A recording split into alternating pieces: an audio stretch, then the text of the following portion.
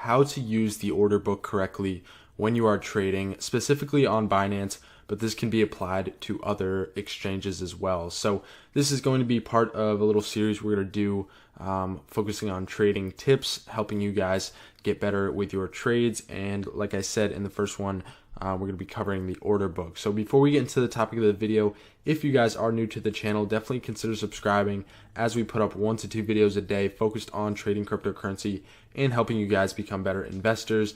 And for those of you guys who have specific questions or need help curating an investment strategy for yourself, we do offer one-on-one investment consultations to help you with anything you may need as a trader or investor. So guys, the order book is a very important tool that, at least for myself, I find very valuable when it comes to trading. So if you guys aren't familiar with the order book, specifically on Binance, you're going to want to come over here and go to the exchange. So if you don't know how to get there, just exchange and basic, and you can also view it on the advanced as well, but we're just on the basic here. So once you're over on the basic exchange, select a coin to trade.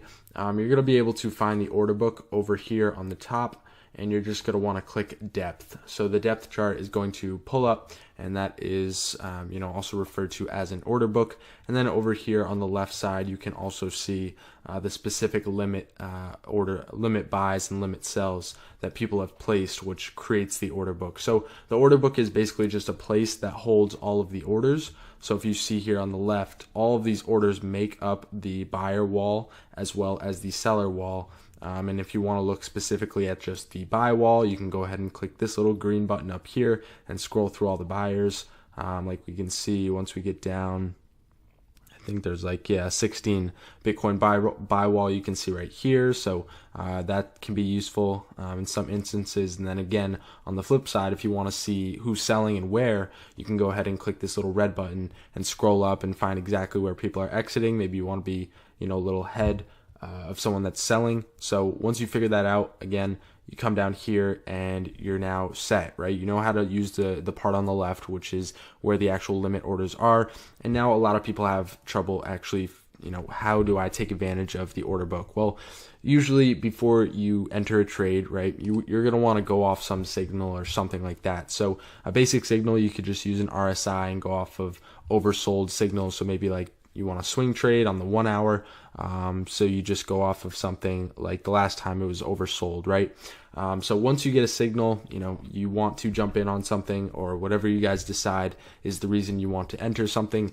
You basically want to get the best price possible for that specific time that you are trading. So you're going to want to open the order book, see where people are buying, see where people are selling, and you're going to want to look for a few specific things.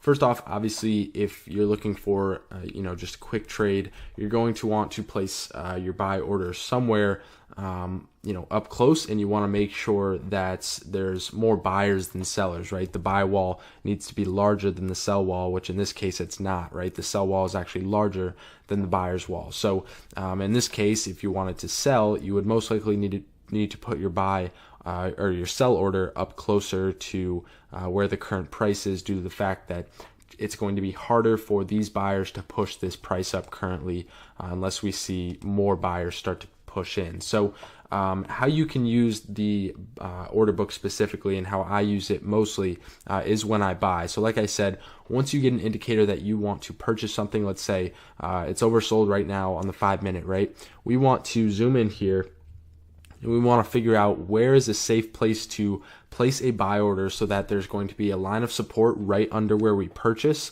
so that there's a higher probability that the price rises and does not break through and continue to fall past the price that we buy at, right?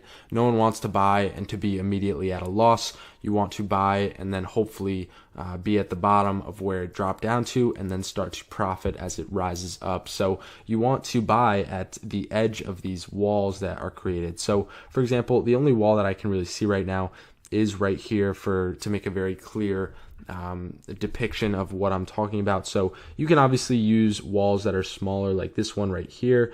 We can see there's 2.8 Bitcoin at price 508. So we could put our order right at 509.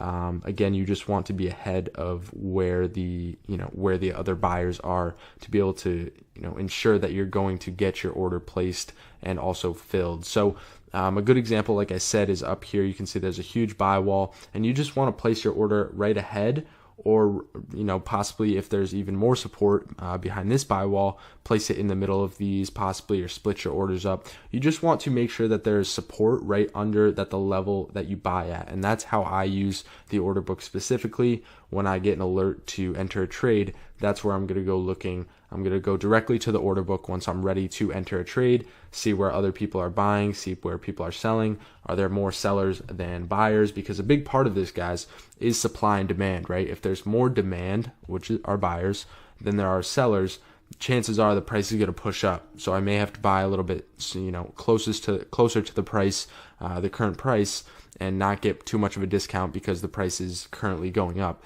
Now, if there are more sellers than buyers, then I can probably, look for where exactly is the sell-off going to stop, and where, do the buyers start to pick up.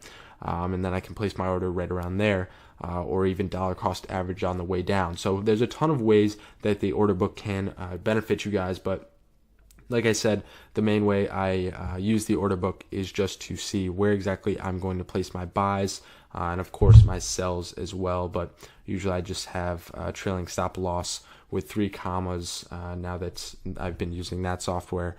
So that has worked quite well for me. So again, a lot of people were confused how the order book is used. You want to be putting your orders right ahead of a nice probability for a nice line of support. So let me just point one more example out. So you can see 2 Bitcoin, 1 Bitcoin, 2.7, 0.5, and 2.8, right? There's a good amount of support right here. So maybe we want to place in, split up our order, place some at 509 right above this order, place some at 507, some at 503 or even 505, and then maybe even 501, right? We want to always be placing orders above larger orders than ours if you can, because of the fact that chances are there's going to be a higher probability that will become a support, and that it will push up from where that price is at, as long as there's not more sellers than there are buyers. So again, hopefully this helps you guys out. If you guys have any other questions about how I use the order book, or how you guys can use the order book,